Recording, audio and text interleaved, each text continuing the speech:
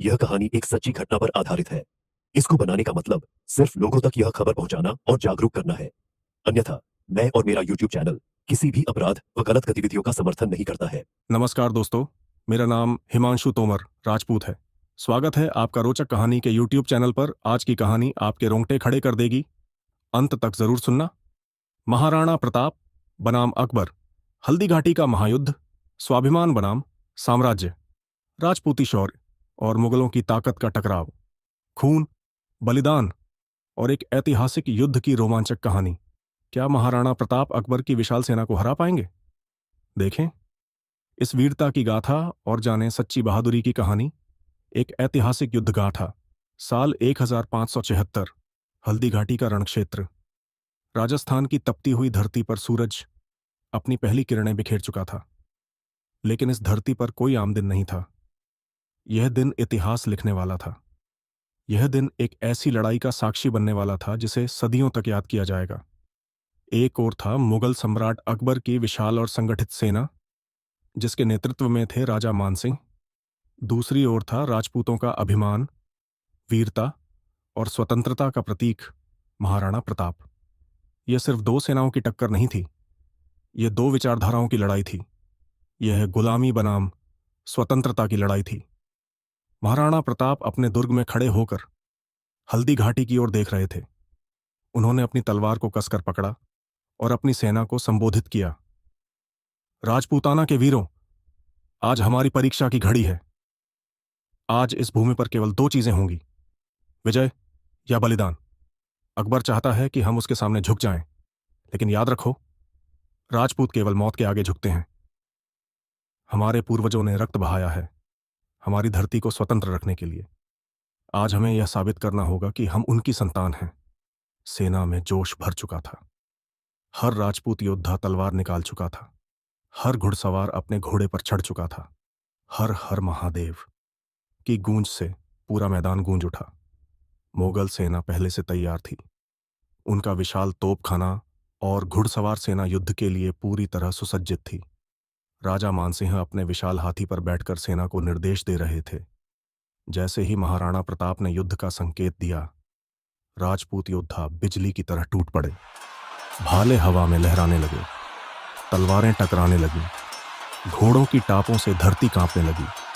राजपूतों का हमला इतना तेज था कि मुगल सेना कुछ देर के लिए पीछे हटने लगी। खुद राजा मानसिंह को यह एहसास हो गया कि यह कोई आम लड़ाई नहीं बल्कि एक जलजला था। लेकिन तभी मुगल सेना की तोपें गरज उठीं। धड़ाम, बूम! राजपूत सेना पर गोलों की बारिश होने लगी, लेकिन कोई भी पीछे हटने को तैयार नहीं था। महाराणा प्रताप खुद सबसे आगे थे।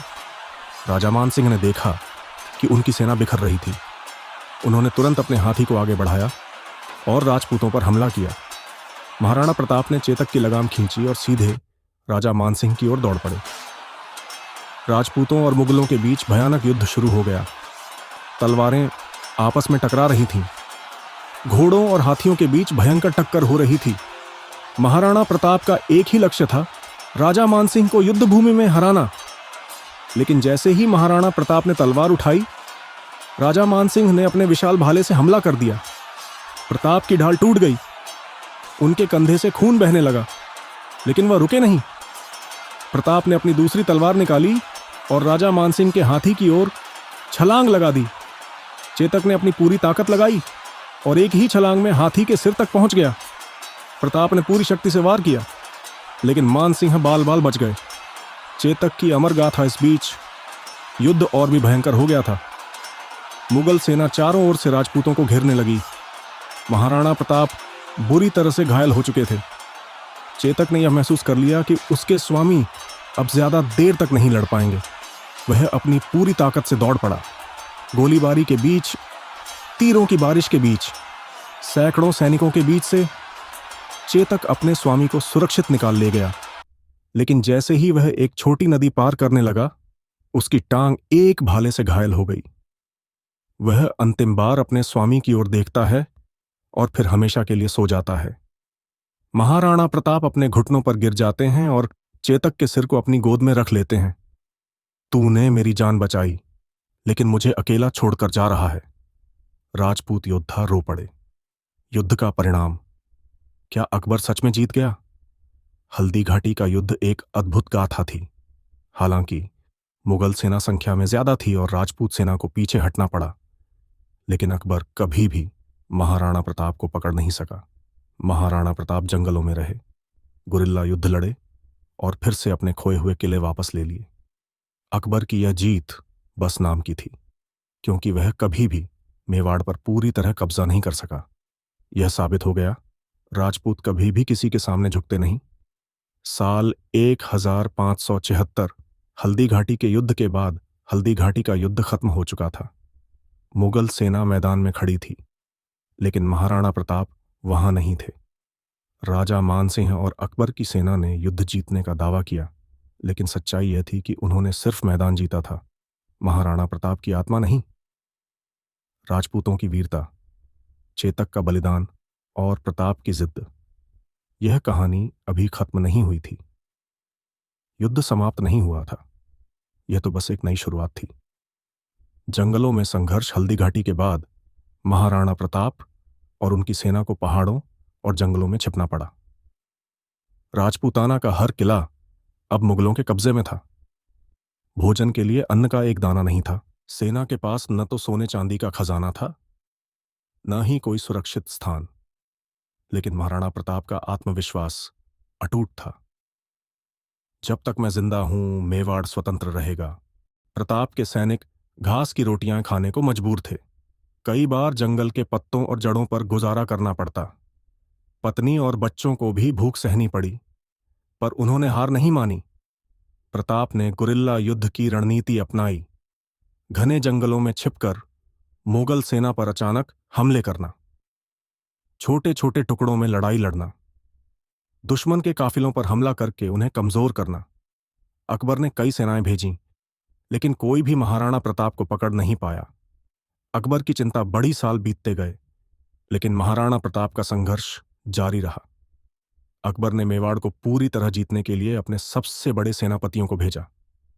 शहाबुद्दीन खान, भगवान दास, मीर बख्शी पर कोई भी महाराणा प्रताप को पकड़ नहीं सका। अकबर अब समझ चुका था कि प्रताप को ताकत से हराना संभव नहीं है।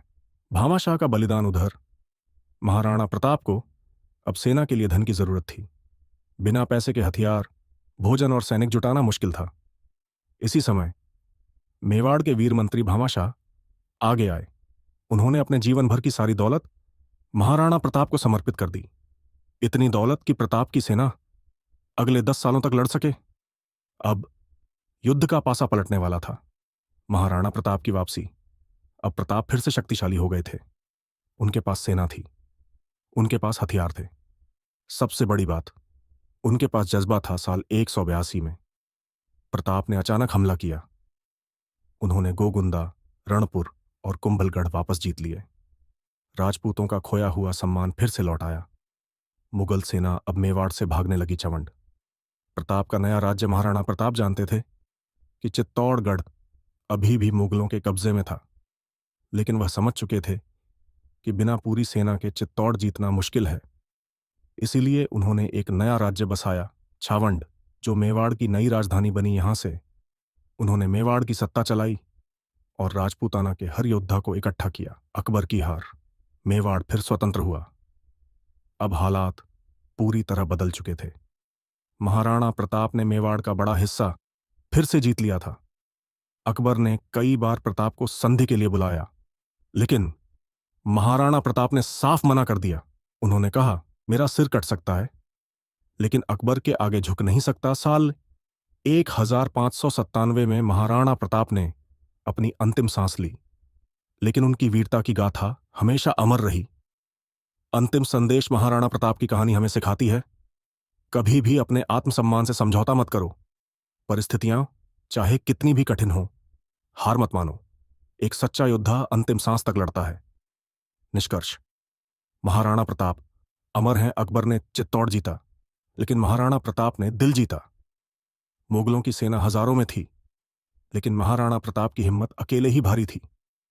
वह जंगलों में रहे, घास की रोटियां खाईं, पर कभी हार नहीं मानी। जो मरते दम तक संघर्ष करता है, असली योद्धा वही होता है। हम मिट सकते हैं, लेकिन झुकेंगे नहीं। महाराणा प्रताप अमर रहे। राजपूत की तलवार भले ही म्यान में चली जाए, लेकिन उसकी वीरता और स्वाभिमान कभी झुक नहीं सकता। महाराणा प्रताप केवल एक नाम ने नहीं, बल्कि हर संघर्षशील आत्मा की अमर प्रेरणा है। उम्मीद है आपको आज की कहानी पसंद आई होगी। अगर इसने आपके दिल को छुआ हो तो लाइक और शेयर जरूर करें। ऐसी और दिलचस्प कहानियों के लिए हमारे चैनल को सब्सक्राइब करें और बेल आइकन दबाएं। जय भवानी। मिलते हैं एक और नई रहस्य कहानी के साथ। जब तक हर हर महादेव